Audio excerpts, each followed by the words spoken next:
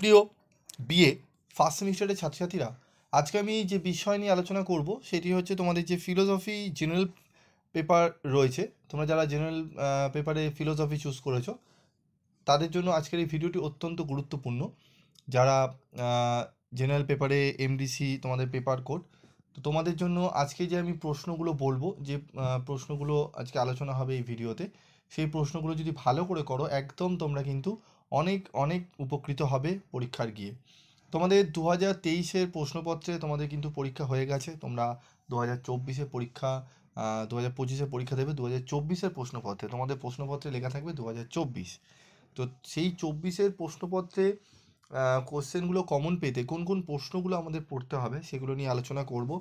তোমাদের 5 নম্বরের 2টি প্রশ্ন করতে হয়, 10 নম্বরের 2টি প্রশ্ন এবং 15 নম্বরের 3টি প্রশ্ন। টোটাল 75 নম্বরের পরীক্ষা হয়, ঠিক আছে, এবং 30%-এ কিন্তু তোমাদের পাস মার্ক রয়েছে, ঠিক আছে। তো চলো আমরা কথা না বাড়িয়ে চলে আসবো আমাদের মূল আলোচনায়। তো তোমাদের দেখে নাও কোশ্চেন প্যাটার্ন, আমি এখানে তোমাদের যেটি বললাম সেটি লেখা আছে।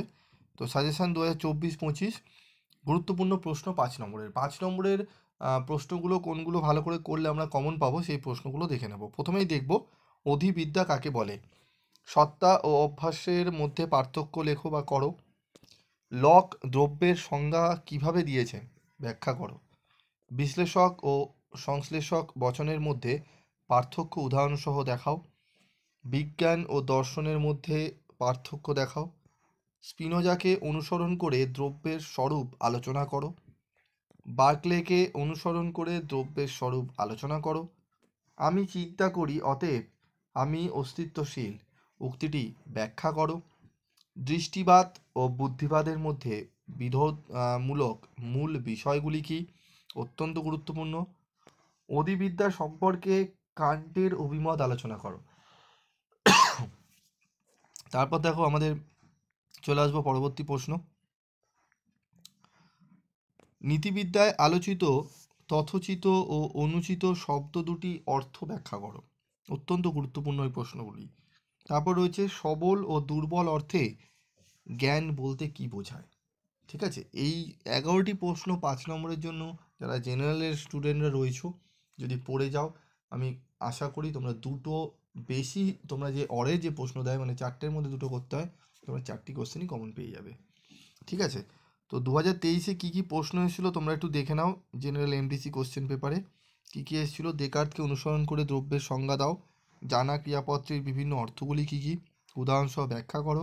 কার্যকরণ প্রসঙ্গে আবশ্যিক শর্ত পর্যাপ্ত শর্তের পার্থক্য করো। নৈতিক নীতি ও বহির্ভূত ক্রিয়ার মধ্যে পার্থক্য। নিম্নোক্ত প্রশ্নগুলির উত্তর দাও, যে কোনো দুটি। 10 নম্বরে দর্শন ও বিজ্ঞানের মধ্যে সম্বন্ধ ব্যাখ্যা করো। দ্রব্য সম্পর্কে দৃষ্টিবাদ মতটি আলোচনা করো। বুদ্ধিবাদের মুখ্য তথ্যগুলি কী কী ব্যাখ্যা করো। নীতিবিদ্যার আলোচ্য বিষয় বর্ণনা করো। এই প্রশ্নগুলো কিন্তু 5 এবং 10-এ তোমাদের 2023-এ এসেছিলো, তোমরা দেখে নিতে পারো। এই প্রশ্নগুলো বাদে তোমরা কিন্তু যে সাজেশানগুলো আমি দিলাম, ঠিক আছে, সেগুলো ভালো করে করবে। পরবর্তী ভিডিওতে আমি তোমাদের 10 এবং 15 নম্বরের যে গুরুত্বপূর্ণ প্রশ্নগুলো আসার সম্ভাবনা রয়েছে সেগুলো নিয়ে আলোচনা করব। আজকের মতো ভিডিওটি শেষ করছি, দেখা হচ্ছে পরবর্তী ভিডিওতে। সকলে ভালো থেকো, সুস্থ থেকো।